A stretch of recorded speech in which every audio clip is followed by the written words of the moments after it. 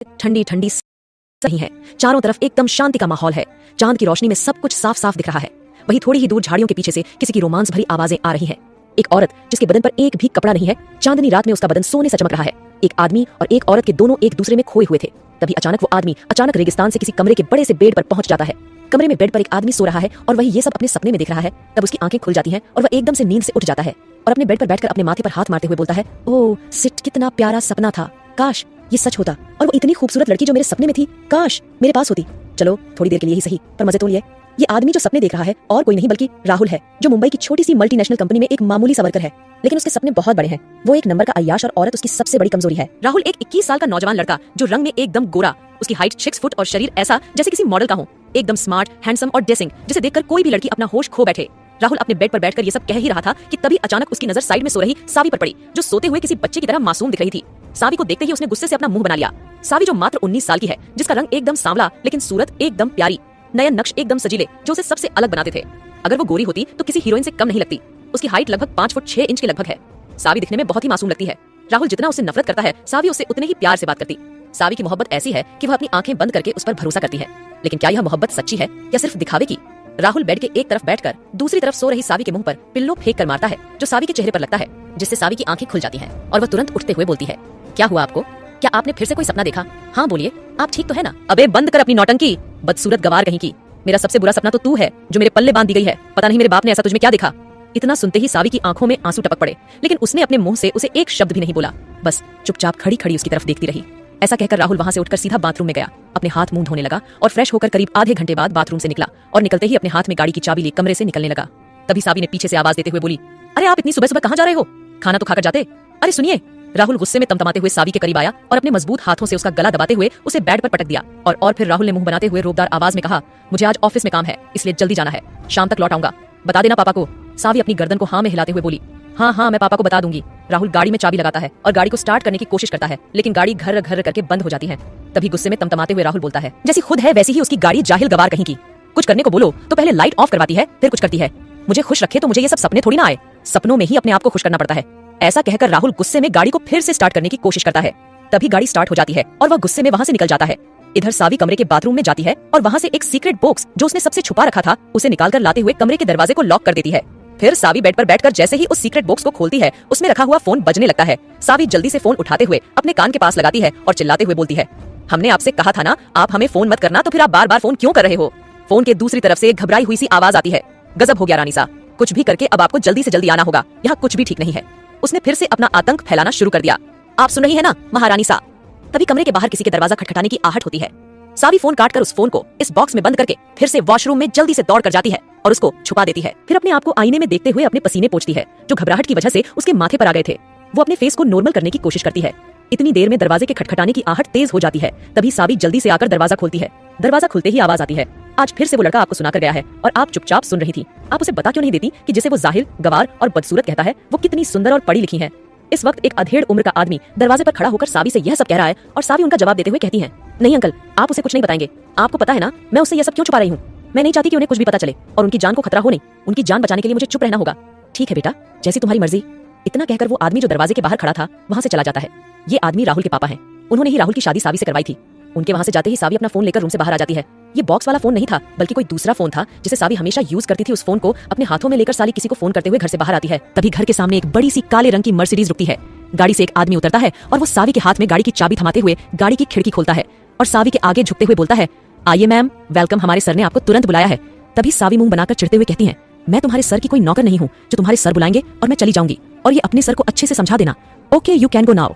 फिर सावी ड्राइवर को हटाते हुए खुद गाड़ी में बैठ जाती है और गाड़ी को ऐसे चलाकर ले जाती है जैसे तो उसने ऐसी हजारों गाड़ियां चला रखी हो। उसे देखकर लग नहीं रहा कि वो कोई सिंपल सी लड़की है। इधर राहुल गाड़ी में सफर करते हुए अपने दोस्त विनय के पास कॉल करता है। थोड़ी देर बाद फोन की दूसरी तरफ से आवाज आती है, क्या हुआ राहुल, इतनी सुबह सुबह मुझे कैसे याद कर लिया तूने? राहुल फोन पर बात करते हुए गाड़ी चला रहा है और सिगरेट पी रहा है। अबे यार, क्या सुबह सुबह, क्या बीवी के पल्लू से ही बंधा रहेगा? चल आजा, थोड़ा घूम के आते हैं। राहुल सिगरेट का कश लेते हुए विनय से बोलता है। फोन के दूसरी तरफ से विनय बोलता है, अरे नहीं यार, इतनी सुबह नहीं, मुझे पता है घूमने के चक्कर में कहाँ ले जाएगा, लेकिन सॉरी यार, मुझे नहीं जाना, तेरी भाभी मारेगी मुझे। अबे साले, चल, अपनी बीवी से इतना डरता है क्या? क्यों डरता है? तू पैसे कमा कर दे रहा है ना उसको, वो खा रही है बैठकर आराम से, बस बहुत है उसके लिए।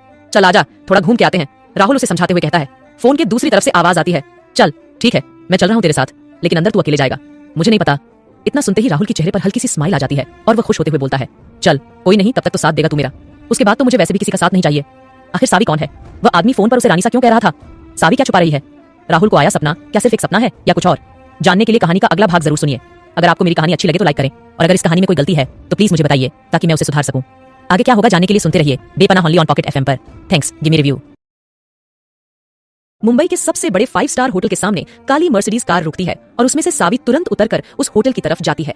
ये कोई छोटा मोटा होटल नहीं है, बल्कि मुंबई का सबसे बड़ा होटल है, जहाँ के एक रूम का किराया बहुत महंगा है। यहाँ केवल बिजनेस क्लास लोग ही रुकते हैं। सावी गुस्से से गाड़ी को बंद करते हुए होटल की तरफ जाती है। होटल के अंदर घुसते ही होटल के सभी स्टाफ उसके आगे झुककर उसे सलाम करते हैं, पर सावी किसी की तरफ ध्यान नहीं देती और सीधा अपने रूम में चली जाती है, जो कि बहुत बड़ा कमरा है। ये कमरा इस होटल का सबसे महंगा कमरा है, जो देखने में किसी महल जैसा लग रहा है। सावी अपने कमरे में घुसते ही बाथरूम के अंदर जाकर शावर चलाती है, फिर उसके नीचे खड़ी होकर जोर जोर से रोने लग जाती है। रोते रोते सिसकियां लेते हुए बोलती है, क्यों? आखिर क्यों? मैं उसके दिल में अब तक अपने लिए जगह क्यों नहीं बना पाई? मैं उसके लिए इतना कुछ करती हूँ, फिर भी वो मुझसे प्यार क्यों नहीं करता? ऐसी क्या कमी है मुझ में? इतना कहकर सावी फूट फूट कर रोने लगती है। वह अपने दोनों पैरों पर अपनी गर्दन को झुकाए हुए लगातार रोते जा रही है। तभी वो अपने आंसुओं को पोंछते हुए बोलती है, नहीं अब बस, अब बहुत हुआ। अब मुझे उसको अपना असली रूप दिखाना ही होगा। उसे मेरे चेहरे से नफरत है ना, अब मैं उसे अपना असली चेहरा दिखाऊंगी, फिर देखती हूँ कैसे मुझे यह सब सुनाता है। इधर राहुल और विनय दोनों किसी होटल के सामने अपनी गाड़ी रोकते हैं। गाड़ी रुकते ही राहुल बोलता है, ये ले भाई, आ गई मेरी मंजिल। उसकी बात सुनकर विनय ने बोला, देख राहुल, तेरी मंजिल तो आ गई, लेकिन मैं अंदर नहीं जाने वाला। हाँ, मैं तेरे साथ पार्टी करूंगा, लेकिन यही गाड़ी में बैठकर तुझे लड़की के साथ सोना है। जो करना है कर, आई डोंट केयर, लेकिन मैं तो यहीं रुकूंगा। उसकी यह बात सुनते ही राहुल 2 बियर के कैन निकलता है और 2 सिगरेट निकलता है। उनमें से एक विनय को दे देता है और एक खुद ले लेता है। फिर दोनों चीयर्स करते हुए पीने लग जाते हैं। शराब की एक घूंट लेते ही विनय राहुल से बोलता है, राहुल यार एक बात बता, भाभी इतनी सुंदर और इतनी प्यारी है, तुझे इतना प्यार करती है, फिर भी तू दूसरी लड़कियों के साथ। इतना सुनते ही राहुल विनय को चुप करा देता है और सिगरेट का कश लेते हुए बोलता है, अबे यार सब कुछ तो करता हूँ ना, उसके लिए पैसे कमाता हूँ, उसे पैसे देता हूँ और उसका ख्याल रखता हूँ, फिर थोड़ी बहुत अय्याशी तो कर ही सकता हूँ ना, क्या फर्क पड़ जाएगा यार? विनय राहुल की बात सुनकर चौंक जाता है। चौंकते हुए बोलता है, ये तू क्या कह रहा है राहुल? मान ले अगर तेरी जगह भाभी कल को ये सब करेगी तो तू क्या करेगा? इतना सुनते ही राहुल गुस्से में लाल हो जाता है और शराब के कैन को फेंकते हुए बोलता है, ऐसे कैसे? पत्नी है वो मेरी, उसका काम है अपने पति के लिए वफा और हमेशा अपने पति से प्यार करते रहना। वो ये सब करेगी तो मैं उसको घर से निकाल दूंगा। राहुल की बातें सुनकर विनय अपने दोनों हाथों से ताली बजाते हुए कहता है, वाह क्या गजब इंसान है यार तू, खुद कुछ भी करो लेकिन पत्नी नहीं। ये तो वही बात है, हम करें तो सही, वो करें तो गलत। इतना सुनते ही राहुल गुस्से में गाड़ी से उतरकर विनय को बाएं करता हुआ गुस्से में होटल के अंदर चला जाता है। विनय अपने आप में बड़बड़ाते हुए कहता है, क्या यार राहुल कैसी सोच है तेरी? पता नहीं यार तेरी सोच ऐसी ही रहेगी या तू कभी भाभी से प्यार भी करेगा? इधर सावी बाथरूम से जैसे ही बाहर निकलती है, उसका पूरा चेहरा और उसका पूरा शरीर चेंज हो जाता है। पहले तो वो इतनी सांवली थी, लेकिन अब वह इतनी गोरी है कि सूरज की चमक भी उसके आगे फीकी पड़ जाए। तभी सावी अपने आप को शीशे में निहारते हुए बोलती है, अब तुम्हें पता चलेगा मिस्टर राहुल कि तुम जिस लड़की को उसके रंग के लिए सुनाते थे वो क्या चीज है। हमेशा से मुझे बदसूरत बोलते थे ना, अब दिखाती हूँ मैं तुम्हें। इतना कहकर सावी अपने फोन से किसी के पास फोन मिलाती है और बोलती है, हेलो मिस मानसी, आपको मुझसे मिलना था ना, now I am ready to meet, लेकिन मेरी एक रिक्वेस्ट है, मैं आपकी कंपनी के हर एक एम्प्लॉय से मिलना चाहती हूँ। इतना कहकर सावी फोन काट देती है और फोन को साइड में रखते हुए अपने आप में बड़बड़ाते हुए बोलती है, अब तुम्हें पता चलेगा मिस्टर राहुल कि जिस पत्नी को तुम आज तक बदसूरत कहते आए हो ना, वो क्या चीज है। इधर किसी होटल के कमरे में किसी की रोमांस भरी आवाज आ रही है। तभी फोन की बेल बजती है। फोन की बेल बजते ही एक लड़का जो बिना कपड़ों के किसी लड़की के साथ उस रूम में था, फोन पर दिख रहे नंबर देखते ही वो लड़का तुरंत उस लड़की के ऊपर से उठकर खिड़की पर आ जाता है और कॉल रिसीव करते हुए बोलता है, जी मैम बोलिए क्या काम था। फोन के दूसरी तरफ से झुंझलाहट भरी आवाज आती है, तुम इतनी देर से कहाँ थे? मैंने कितनी बार फोन किया, तुम फोन क्यों नहीं उठा रहे थे? वो मैम मैं बिजी था, आज छुट्टी थी ना, तो मैं अपनी वाइफ के साथ बाहर आ गया था, फोन साइलेंट था इसलिए देख नहीं पाया, सॉरी मैम, हड़बड़ाते हुए उस लड़के ने कहा। तभी फोन के दूसरी तरफ से थोड़ी शांत आवाज आती है, कोई बात नहीं, वैसे अगर तुमने अपनी वाइफ के साथ टाइम स्पेंड कर लिया हो तो ऑफिस आ जाओ, अर्जेंट है। उसने अपने सिर पर हाथ मारते हुए बोला, लेकिन मैम आज की तो छुट्टी थी ना, तो फिर अचानक आप ऑफिस आने के लिए क्यों कह रही है? ये लड़का और कोई नहीं बल्कि राहुल है और राहुल अपनी बॉस से कुछ पूछता उससे पहले ही फोन कट गया। फोन कटते ही राहुल अपने माथे पर हाथ मारते हुए बोला, अरे यार ये तो मुझे बीच में ही बुला रही है, मेरा तो अभी कुछ हुआ भी नहीं, ओ नो मुझे फिर से जाना पड़ेगा। जब भी किसी लड़की के साथ बाहर आता हूँ किसी ना किसी का फोन आ ही जाता है। फोन कटते ही राहुल ने अपने कपड़े पहने और उस लड़की से बोला, सॉरी डार्लिंग मुझे जाना पड़ेगा, अर्जेंट है। वो लड़की झट से अपने कपड़े पहनते हुए उससे बोलती है, हाँ तो तुम कहीं भी जाओ, मुझे मेरे पैसे चाहिए तुम्हारा, हर बार का यही है, पहले बुला लेते हो फिर पैसे नहीं देते। राहुल गुस्से में उसकी तरफ देखते हुए बोला, हाँ तो तुम्हारे पैसे लेकर मैं कहाँ भाग रहा हूँ? फिर राहुल अपनी जेब से कुछ ऐसे निकालकर उसके मुंह पर मारते हुए बोलता है, पकड़ तेरे पैसे, वैसे भी तुझमें कोई खास मजा नहीं आया। तभी वो लड़की उठकर कपड़े पहनकर और पैसे उठाकर वहां से जाते हुए अपने पैरों को राहुल के पैरों पर जोर से देकर मारते हुए बोलती है, तुम जैसे आदमी का ना कभी कुछ नहीं हो सकता, तुम क्या औरत को अपने पैरों की जूती समझते हो? वैसे भी जो मर्द अपनी पत्नी से खुश नहीं होता उसे दुनिया की कोई औरत खुश नहीं कर सकती। और इतना कहकर वो लड़की होटल के कमरे से निकल जाती है। राहुल दर्द में कराहते हुए अपने कपड़े पहनकर रूम से बाहर आता है और जैसे कपड़े पहन रखे थे वही कपड़ों में अपनी गाड़ी तक जाता है। जब तक गाड़ी के पास आता है तब तक विनय भी वहां से जा चुका था। राहुल गाड़ी स्टार्ट करके तुरंत अपने ऑफिस चला जाता है। ऑफिस में घुसते ही सामने भीड़ इकट्ठा हो रखी थी और सब लोग उसी का इंतजार कर रहे थे। उसके आते ही ऑफिस के सभी लोग बोलते हैं, इसको देखो गालों पर लिपस्टिक अभी तक नहीं उतरी, लगता है भाई अपनी बीवी के साथ छुट्टी मना रहे थे और मैम ने बीच में ही डिस्टर्ब कर दिया। और इतना कहकर वहां मौजूद सभी लोग ठहाके लगाकर हंसने लगे। तभी उस भीड़ में से एक स्मार्ट सी औरत बाहर आती है। उसके बाहर आते ही सब लोग चुप हो जाते हैं और वह औरत राहुल से बोलती है, तुम कितने लेट हो? कितनी देर से मैम तुम्हारे बारे में पूछ रही थी। राहुल चौंकते हुए बोला, मैम ये आप क्या कह रही है? मैम मुझे क्यों ढूंढ रही है? मैं तो एक मामूली सा वर्कर हूँ, वो तो मुझे जानती भी नहीं है। ये औरत जो राहुल को ये सब कह रही है इस कंपनी की मैनेजिंग डायरेक्टर है, और जो अंदर राहुल को बुला रही है वह इस कंपनी की ओनर मिस मानसी गुप्ता है, जो बहुत देर से राहुल को अपने ऑफिस में बुला रही थी। राहुल थोड़ा आश्चर्य के साथ मानसी मैम के ऑफिस की तरफ जाता है और दरवाजे पर नोक करते हुए उनसे पूछता है, मे आई कम इन मैम? अंदर से एक रोबदार आवाज आती है, यस कम इन। राहुल दरवाजा खोलकर जैसे ही उस केबिन के अंदर घुसता है उसकी नजर सामने खड़ी एक लड़की पर पड़ती है, जिसके बाल एकदम काले खुले हुए। उसका फिगर देखकर वो किसी मॉडल की तरह दिख रही थी, रेड टॉप में वो किसी हीरोइन की जैसी दिख रही थी। राहुल उसकी तरफ देखता ही रहता है, जबकि वो लड़की मानसी की तरफ मुंह करके और राहुल की तरफ पीठ करके खड़ी थी। राहुल को उसका चेहरा नहीं दिख रहा था, फिर भी उसकी नजरें उस लड़की से नहीं हट रही थी। तभी मानसी गुप्ता ने चिल्लाते हुए रोबदार आवाज में कहा, इतनी देर से कहां थे? अकेले तुम ही तो नहीं हो जिसे घर का काम होता है? राहुल बीच में ही टोकते हुए बोला, सॉरी मैम, वो मैं अपनी वाइफ के साथ था। वो काफी दिन हो गए थे, बेचारी को शॉपिंग नहीं करवाई थी ना, इसलिए। इतना सुनते ही मानसी गुप्ता जोर जोर से हंसने लगी और फिर हंसते हुए बोली, व्हाट नॉनसेंस, अभी तुम शॉपिंग पर थे या कहीं और? ये तो साफ साफ तुम्हारे चेहरे की लिपस्टिक से दिख रहा है ना। अब झूठ मत बोलो और बताओ कहां थे। सो सॉरी मैम, वो मैं अपनी वाइफ के साथ घर पर ही था। आज छुट्टी मिली थी ना काफी दिनों के बाद, तो इसलिए सॉरी, राहुल ने हड़बड़ाते हुए कहा। मानसी गुप्ता हंसते हंसते बोली, चलो कोई बात नहीं, मैम ने बोला था कि कंपनी के सारे वर्कर होने चाहिए, लेकिन तुम नहीं थे, इसलिए तुम अब मैम से ही माफी मांगो, मुझसे नहीं। राहुल ऐसा सुनते ही जैसे ही थोड़ा आगे जाकर उस लड़की के मुंह की तरफ गया, उस लड़की का चेहरा देखते ही राहुल के चेहरे का रंग उड़ गया। उसे समझ नहीं आ रहा था कि अब वो क्या करे। राहुल बस लगातार बिना कुछ बोले कांपते हुए से उस लड़की की तरफ देखे जा रहा था। ये लड़की जो अभी राहुल के सामने खड़ी थी, क्या वो उसकी पत्नी थी या फिर कोई और? अगर ये उसकी पत्नी थी तो यह सब जानने के बाद अब सावी क्या करेगी? जानने के लिए सुनते रहिए बेपनाह ऑन पॉकेट एफएम पर। राहुल जैसे ही अपने सामने देखता है, यह लड़की दिखने में किसी खूबसूरत मॉडल जैसी दिख रही है। उसकी झील सी आंखें, खड़ा सा नाक, लाल होंठ, गोल चेहरा और लाल ड्रेस पहने वह लड़की स्वर्ग की किसी अप्सरा की तरह लग रही है। राहुल की नजरें उससे हट ही नहीं रही है, लेकिन जैसे ही राहुल ने उस लड़की की आंखों में देखा तो वह बुरी तरह से चौंक जाता है और चौंकते हुए बोलता है, तुम्हारी शक्ल तो कुछ कुछ सावी से मिलती है। इतना बोलने के बाद वह तुरंत चुप हो जाता है और अपने सिर पर हाथ मारते हुए अपने आप से कहता है, ओ नो, ये सावी कैसे हो सकती है? वो ना तो इतनी सुंदर है और ना ही स्मार्ट। तो फिर थोड़ी देर बाद राहुल जैसे होश में आते हुए बोलता है, सॉरी मैम, वो मैं थोड़ा लेट हो गया था। तभी वो लड़की जो राहुल के सामने खड़ी थी, उसकी आंखों में आंसू छलक आए। अपने आंसुओं को छुपाते हुए जैसे तैसे उसने अपने चेहरे पर एक झूठी स्माइल लाई और एक झूठी मुस्कुराहट के साथ उस लड़की ने राहुल से कहा, अच्छा तो मिस्टर राहुल, आप अपनी वाइफ के साथ थे? राहुल एक बार फिर से उसकी आंखों में देखकर चौंक जाता है और अपने आप में बड़बड़ाने लगता है, अरे यार, इस लड़की की शक्ल बिल्कुल सावी से मिलती जुलती लग रही है, कहीं ये सावी तो नहीं है? तभी सामने से वो लड़की जोर से रोबदार आवाज में चिल्लाते हुए पूछती है, सच में आप अपनी पत्नी के साथ ही थे ना मिस्टर राहुल, या उसको बेवकूफ बनाकर कहीं और रंगरलिया मना रहे थे? और उस लड़की की आवाज एकदम से तेज होकर पूरे ऑफिस के रूम में गूंजने लगी। अब तक राहुल को भी समझ आ गया कि जिस लड़की से वह बात कर रहा था वह लड़की और कोई नहीं बल्कि सावी है, जो राहुल की यह सब बातें सुनकर दुखी हो गई थी। मानसी गुप्ता इस तेज रोबदार आवाज को सुनकर एकदम से खड़ी हो गई और सरप्राइज होकर सावी की तरफ देखने लगी और वह कुछ बोलती इससे पहले ही राहुल एकदम झटके से बोला, सावी तुम यहाँ क्या कर रही हो और तुम्हारी हिम्मत कैसे हुई ऐसे कपड़े पहनकर यहाँ आने की? और एक मिनट, तुम इतनी गोरी कैसे हो गई? तभी सावी जोर से चिल्लाते हुए बोलती है, क्यों मिस्टर राहुल, क्या हुआ? तुम्हें तो हमेशा से ही मेरे काले रंग से नफरत थी ना, अब तो मैं गोरी हो गई तो भी तुम्हें प्रॉब्लम है? लेकिन राहुल अपने अहंकार में उसकी बात को वही काटते हुए बोलता है, चुप रहो, तुम्हें किसने बोला यहाँ इतना मेकअप लगा कर आने के लिए? क्या तुम मेरे ऑफिस में बैठकर मेरी बॉस के आगे मेरी शिकायत लगा रही हो? इतना सुनते ही राहुल की बॉस ने राहुल को चुप कराते हुए बोला, now in of mister Rahul, बहुत हो गया। क्यों तुम मेरी कंपनी बंद करवाने पर तुले हुए हो? तुम्हें पता है तुम जिससे बात कर रहे हैं वह कौन है? इतना सुनते ही राहुल रोबदार आवाज में बोलता है, अरे मैम, आपको नहीं पता, ये मेरी बीवी है और ये आपको उल्लू बना रही है। कोई ऐसी बड़ी हस्ती नहीं है जिसके लिए मैं चुप हो जाऊं। इतना सुनते ही राहुल की बॉस राहुल के पास आई और उसको एक जोरदार तमाचा मारते हुए बोली, तुम्हें पता है ये आज के दिन मुंबई के सबसे बड़े होटल की मालकिन है, इनका नाम है सावी मल्होत्रा, और अगर आज उन्होंने इनकार कर दिया तो हम सड़क पर आ जाएंगे। मिस्टर राहुल, अब बहुत हुआ तुम्हारा, अब निकलो मेरे ऑफिस से अभी के अभी। इतना सुनते ही राहुल गुस्से में तमतमाते हुए ऑफिस से निकलकर जैसे ही बाहर आता है, ऑफिस के बाहर कंपनी के सारे एम्प्लॉय खड़े होते हैं। वह सब राहुल की बातें सुन रहे थे और इधर दूसरी तरफ वह लड़की जिसके साथ राहुल उस होटल में था वह खड़ी हुई थी। उसे देखते ही राहुल के पैरों तले से जमीन खिसक गई, क्योंकि उस लड़की ने ऑफिस के सभी एम्प्लॉय को बता दिया था कि राहुल क्या चीज है। राहुल जैसे ही बाहर आता है, सभी एम्प्लॉयज को आपस में बातचीत करने लगते हैं। तभी उनमें से एक लड़का आगे आकर कहता है, वाह भाई राहुल, तू तो बड़े रंगीन मिजाज का है, हमारे आगे इतना शरीफ बनता है जैसे तो तेरे से शरीफ कोई मर्द नहीं इस दुनिया का। इतना सुनते ही राहुल को सब समझ आ गया कि वह लड़की जो अभी यहाँ खड़ी है उसने सब कुछ बता दिया है। राहुल कुछ बोलता उससे पहले ही दूसरा लड़का जो राहुल के साथ ऑफिस में काम करता था आगे आकर बोलता है, तुझसे ये सब उम्मीद नहीं थी राहुल, तू भाभी को धोखा देकर ये सब कर रहा था। इतनी ही देर में सभी एम्प्लॉय उसको सुनाने लगते हैं, अरे जो अपनी बीवी का नहीं हो सका वो किसी और का क्या होगा, निकालो इसे हमारे ऑफिस से, ये हमारे ऑफिस में रहने लायक नहीं है। सभी इतना कहकर उसकी तरफ आगे बढ़ते हैं। तभी अंदर से मानसी गुप्ता आती है और उन सबको पीछे हटाते हुए बोलती है, नहीं, तुम सब ये क्या कर रहे हो? अगर हम इसे निकाल देंगे तो हमारी कंपनी को कौन बचाएगा? इतना सुनते ही सभी लोग हैरानी से मानसी गुप्ता की तरफ देखते हैं और तभी राहुल की मैनेजर आगे आती है और पूछती है, क्या हुआ मैम, हम इस आदमी को इस ऑफिस में नहीं रख सकते? आपने देखा ना इसने क्या किया? तभी मानसी गुप्ता जोर से चिल्लाते हुए बोलती है, आपको पता है आप जिस आदमी के बारे में बात कर रहे हैं वह आज से उस कंपनी का बॉस बन गया है जिससे हम लोग डील करने वाले थे। इतना सुनते ही सभी लोग आश्चर्य से राहुल की तरफ देखते हैं। तभी मिस मानसी गुप्ता उन सबको बताती है कि राहुल जिस लड़की को अपनी वाइफ कह रहा था उसी लड़की ने अपनी सारी प्रॉपर्टी राहुल के नाम कर दी है और उसने ये भी कहा कि अगर राहुल चाहता है आपके साथ डील करना तो वह कर सकता है। इतना सुनते ही सब एम्प्लॉय जोर जोर से बातें करने लगते हैं। किसी को भी यकीन ही नहीं हो रहा था कि जो राहुल कल तक सड़क पर था वह आज इतने पैसे वाला हो गया कि उनकी कंपनी को 100 करोड़ रुपए देगा। खुद राहुल भी इन सब बातों पर विश्वास नहीं कर पा रहा था और वो मिस मानसी गुप्ता से पूछने लगा, मैम आप ये सब क्या कह रही है? मैं और इस कंपनी का मालिक मैं कैसे आपके साथ कोई डील कर सकता हूँ? मेरे पास तो कुछ भी नहीं है।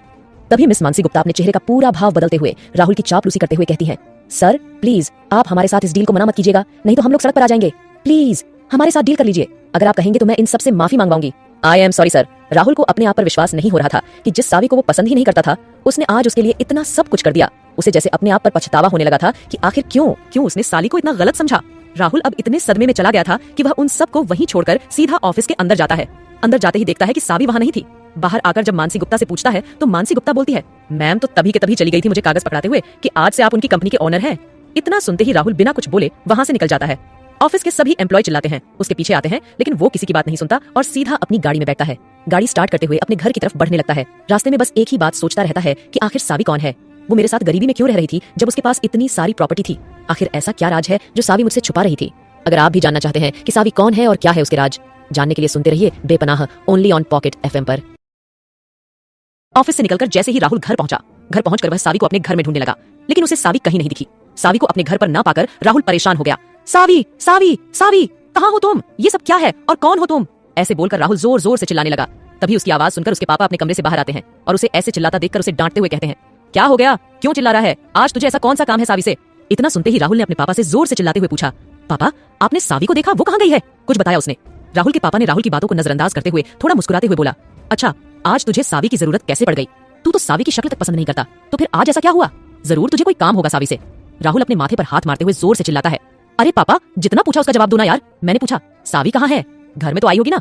अब राहुल के पापा ने उसकी बात सुनी और सुनते ही जोर से चिल्लाए, कहीं तूने फिर से झगड़ा तो नहीं किया? सावी बिटिया के साथ नालायक तुझे यही सब आता है क्या?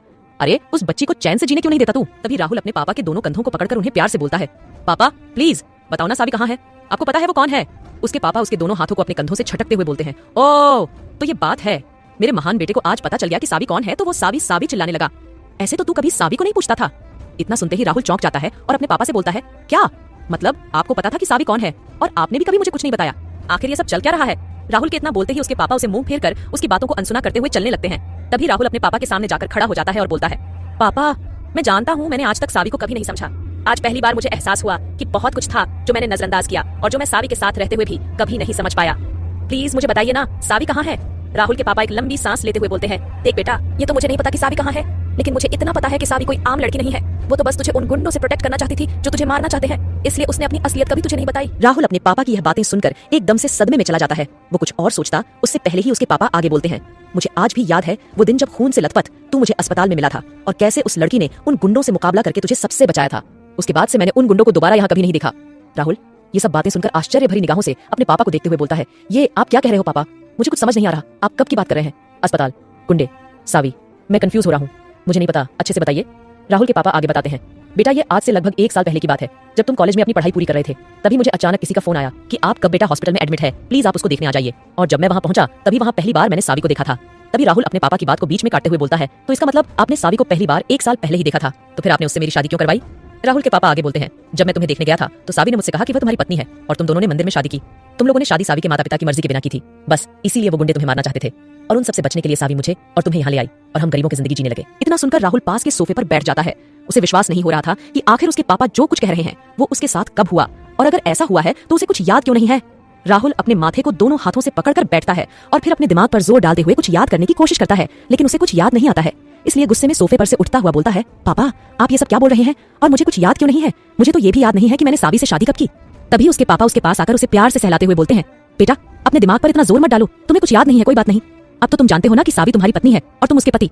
राहुल अपने पापा की बात को फिर से बीच में काटते हुए बोलता है, मुझे नहीं पता, मुझे तो इतना पता है कि जब मैं होश में आया तो आपने बोला ये मेरी बीवी है और मैं इसका पति हूँ। उसके आगे पीछे मुझे मेरी जिंदगी का कुछ भी याद नहीं है। ऐसा क्यों?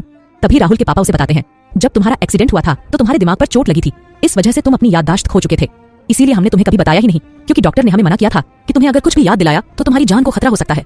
मुझे माफ कर दो बेटा। राहुल का दिमाग एकदम शून्य हो गया था। यह सब सुनकर उसे यकीन ही नहीं हो रहा था कि यह सब उसके साथ कब, कैसे और क्यों हुआ। कहाँ एक दिन पहले वो सीधी सादी जिंदगी जी रहा था और कहाँ अब वो एक बड़ी सी कंपनी का मालिक है। उसके बाद सावी और उसकी शादी की असलियत यूं उसके सामने आना, उसे कुछ समझ नहीं आ रहा था कि यह सब क्या है। वो उन सब में से अभी बाहर निकला भी नहीं था। तभी उसके पापा बोलते हैं, बेटा राहुल सावी तुम्हारे लिए चिट्ठी छोड़कर गई है। मैं अभी लाता हूँ। तभी राहुल के पिताजी अंदर रूम में जाकर उसके लिए एक चिट्ठी लेकर आते हैं। राहुल जैसे ही वो चिट्ठी पढ़ता है वह तुरंत घर के बाहर जाकर गाड़ी स्टार्ट करने लगता है। पीछे से उसके पापा चिल्लाते हुए बोलते हैं, अरे बेटा राहुल कहाँ जा रहे हो, मुझे तो बताओ। लेकिन राहुल कोई जवाब नहीं देता और सीधा गाड़ी स्टार्ट करके वहां से निकल जाता है। पीछे से राहुल के पापा अपने आप में बड़बड़ाते हुए बोलते हैं, पता नहीं कहाँ गया ये लड़का, मुझे तो बता देता कि कहाँ जा रहा है। लेकिन उस खत में आखिर ऐसा क्या लिखा था कि राहुल बिना देरी किए तुरंत निकल गया। खत में आखिर ऐसा क्या लिखा था जिसे पढ़ते ही राहुल वहां से निकल गया। क्या 1 साल पहले सच में सावी ने राहुल से शादी की थी, या यह सब एक चाल थी? क्या राहुल सच में सावी को प्यार करने लगा था, या वह सिर्फ इस गुत्थी को समझाने की कोशिश कर रहा था? जानने के लिए मेरी कहानी का अगला भाग जरूर सुनिए। अगर कहानी अच्छी लगी तो प्लीज लाइक करें और मेरी कमियों को सुधारने के लिए कमेंट करें।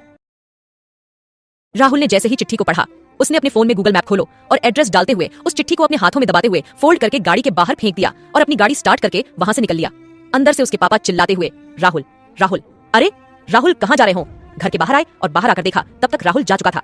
जैसे ही उनकी नजर उस चिट्ठी पर पड़ी, उन्होंने उस चिट्ठी को उठाया और उसे खोलकर जब उसको पढ़ा तो अपनी जेब से फोन निकाला और फोन निकालकर किसी को फोन करने लगे। और फोन करते ही बोले, राहुल यहाँ से निकल चुका है, तुम लोग तैयार रहना, ध्यान रखना, भूल मत जाना।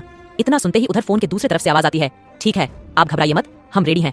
फोन काटकर राहुल के पापा बिना कुछ सोचे समझे बस अंदर चले जाते हैं और अंदर जाकर सोफे पर बैठकर अपने माथे को पकड़कर कुछ सोचने लग जाते हैं। इधर राहुल गाड़ी निकलकर आगे चला जा रहा था। उसके दिमाग में बस यही सब चल रहा था कि आखिर सावी कौन है, वह खत क्यों छोड़कर गई, और जहां उसने मुझे बुलाया है वहां ऐसा क्या मिलेगा। उसे कुछ समझ नहीं आ रहा था कि थोड़ी देर पहले जो सावी उसकी पत्नी थी वह अभी इतनी बड़ी कंपनी की मालिक है और उसने अपना सब कुछ उसके नाम कर दिया है। उसे कुछ समझ नहीं आ रहा था। वह बिना कुछ सोचे समझे अपने दिमाग में इतनी सारी टेंशन लेकर गाड़ी चलाई जा रहा था। अभी उसको गाड़ी चलाते हुए पूरी 1 रात हो गई थी। उसने नींद की झपकी तक नहीं ली थी, ना कुछ पिया था और ना ही कुछ खाया था। राहुल अपनी टेंशन में यह भी भूल गया था कि उसे गाड़ी चलाते हुए पूरा 1 दिन और 1 रात हो चुकी है। अब दूर आ चुका था, थान की किसी ऐसी जगह पर था जहां उसे अपने अलावा किसी और की गाड़ी दिखाई नहीं दे रही थी। उसकी आंखें धीरे धीरे बंद होने लगी थीं। फिर भी राहुल ने अपने ऊपर कोई ध्यान नहीं दिया और बस गाड़ी चलाई जा रहा था। अचानक से उसकी आंखें बिल्कुल बंद हो गईं और वह किसी पेड़ से टकरा गया और बेहोश हो गया। फिर कुछ देर बाद जब उसने अपनी आंखें खोली तो उसने अपने आप को किसी रेगिस्तान में पाया।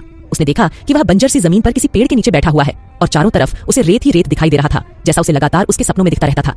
जब उसने अपनी आंखों को मसलते हुए थोड़ा और देखने की कोशिश की तो उसने देखा कि कोई औरत जिसने अपने मुंह पर कोई कपड़ा बांध रखा है और अपने सिर पर एक पगड़ी बांधे हुए है और वह कुछ आदमियों से लड़ रही है। उसके हाथ में तलवार और उन सब आदमियों के हाथ में चाकू है।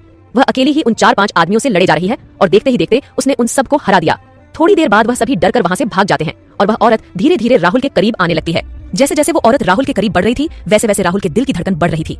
उसे ये सोचकर डर लग रहा था कि वो औरत कौन है और उसकी करीब क्यों आ रही है। आखिर वो कहाँ है और उसे गाड़ी से यहाँ तक कौन लेकर आया। उसका तो एक्सीडेंट हुआ था तो फिर वो यहाँ कैसे पहुंचा। उसे कुछ याद नहीं आ रहा था और ऊपर से वह औरत उसके बिल्कुल करीब आ चुकी थी। जैसे ही राहुल ने नजरें उठाकर उस औरत की आंखों को ध्यान से देखा तो उसका सारा डर गायब हो गया। उसने अपनी सांस में सांस भरते हुए जोर से चिल्लाते हुए कहा, सावी सावी तुम यहाँ क्या कर रही हो और ये क्या हाल बना रखा है तुमने। ये गुंडे जिनसे तुम फाइट कर रही थी ये सब कौन थे। एक ही सांस में बिना रुके राहुल ने ये सब बातें बोल डाली। तभी वह औरत उसके बिल्कुल पास आकर बैठ जाती है और इसके सिर पर लगी हुई चोट को देखने लगती है। फिर अपने चेहरे को राहुल के माथे के एकदम करीब लाती है। राहुल अपनी दोनों आंखें बंद कर लेता है। उसे लगता है सावी उसके माथे पर किस करने वाली है। तभी सावी अपने होठों से उसके माथे पर लगी हुई चोट को फूंक मारती है और उसके माथे को सहलाते हुए उसका दर्द कम करने की कोशिश करती है। राहुल तुरंत अपने हाथों से उसके मुंह से पट्टी को हटा देता है और जोर से चिल्लाते हुए बोलता है, सावी मुझे पता था इस मास्क के पीछे तुम ही हो, लेकिन तुम यहाँ क्या कर रही हो। तुम यहाँ कैसे आई और मैं यहाँ कैसे आया। मैं तो गाड़ी चला रहा था। राहुल ये सभी बातें एक ही सांस में बोल देता है, लेकिन सावी उसकी इन सभी बातों का कोई जवाब नहीं देती है। थोड़ी देर बाद वहाँ पर बहुत सारे सिपाही आ जाते हैं जिन्हें देखने पर लग रहा है जैसे वो किसी राजा के सैनिक हो। उन सभी ने धोती कुर्ता पहन रखा था और सिर पर पगड़ी बांधे हुए थे। उनके हाथों में तलवार थी और वो सभी सावी के बिल्कुल पास आकर अपना सर झुकाकर खड़े हो जाते हैं। फिर सभी एक साथ अपना सिर झुकाते हुए बोलते हैं, रानी सा अब चलिए। वह सभी लोग जा चुके हैं, अब आप इनको लेकर चलिए यहाँ से। यहाँ रुकना आपके लिए खतरे से खाली नहीं है। इतना कहकर उनमें से 2-3 आगे आकर राहुल को उठाते हैं और सावी राहुल की तरफ देखे बिना और बिना कुछ कहे बस आगे आगे चलने लगती है। थोड़ी दूर आगे जाकर राहुल को एक गाड़ी दिखती है जो किसी पुराने जमाने की गाड़ी लगती है, जिसे देखने से लगता है कि यह किसी बड़े राजा महाराजा की गाड़ी है। ये तीनों सिपाही राहुल को ले जाकर उस गाड़ी में बिठा देते हैं और सावी इस गाड़ी में आगे बैठ जाती है। राहुल को पीछे की सीट पर बिठाकर वो तीनों सिपाही उसके साथ बैठ जाते हैं और गाड़ी चलने लगती है। राहुल को कुछ समझ नहीं आता है कि सब क्या हो रहा है। ये सब लोग कौन है और सावी को रानी शाह क्यों बुला रहे हैं। अभी कुछ देर पहले सावी का कोई और नाम था और अभी उसे कोई और नाम दे रहे हैं। राहुल एकदम पागल हो जाता है। इतना ज्यादा सोचने से वो दोबारा से बेहोश हो जाता है। सावी और वो सभी सिपाही उसको किसी हॉस्पिटल में ले जाते हैं और उसका इलाज करवाकर उसे अपने साथ फिर से गाड़ी में बिठा लेते हैं, लेकिन अब की बार सावी उनके साथ नहीं थी। जैसे ही राहुल अपनी आंखें खोलता है उसे वही गाड़ी और वही सिपाही दिखाई देते हैं, लेकिन गाड़ी के आगे सावी बैठी थी वो उसे दिखाई नहीं देती है। यह देखकर राहुल परेशान हो जाता है और उन सिपाहियों से बोलता है, हेलो मिस्टर, कौन हो तुम सब और सावी कहाँ है। मुझे सावी से मिलना है अभी के अभी। वो सभी लोग राहुल की तरफ लगातार देखे जा रहे हैं लेकिन कोई भी जवाब नहीं दे रहा। राहुल जोर से चिल्लाते हुए बोलता है, अरे तुम सब बहरे हो क्या, तुम लोगों को सुनाई नहीं दे रहा क्या। मैंने पूछा, सावी कहाँ है, प्लीज बताओ मुझे। राहुल पागलों की तरह उनसे सवाल करता रहता है, लेकिन सभी पहरेदार बस लगातार राहुल को टेढ़ी नजरों से घूरे जा रहे हैं, पर कोई भी उसके सवाल का जवाब देने को तैयार ही नहीं है। आखिर यह सब क्या हो रहा है राहुल के साथ। सावी कौन है, क्या राहुल कभी जान पाएगा कि सावी कौन है और उसकी सच्चाई क्या है? जानने के लिए मेरी कहानी का अगला भाग जरूर सुने और अगर मेरी कहानी में कमियां हैं तो मुझे जरूर बताएं प्लीज। कहानी अगर अच्छी लगे तो लाइक और शेयर जरूर करें। Thank you.